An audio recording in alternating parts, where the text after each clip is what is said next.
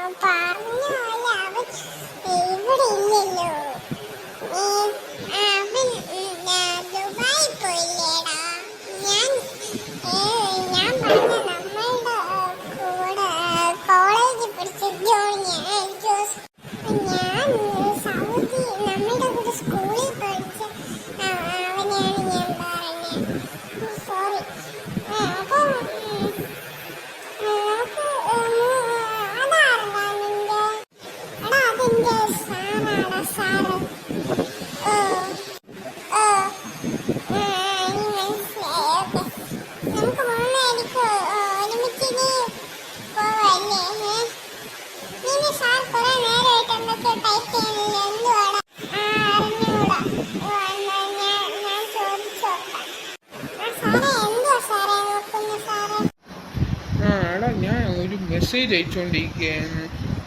ഞാൻ ഈ സാധനങ്ങളുടെ ലിസ്റ്റ് കൊടുക്കുകയായിരുന്നു എൻ്റെ ഭാര്യയ്ക്ക്.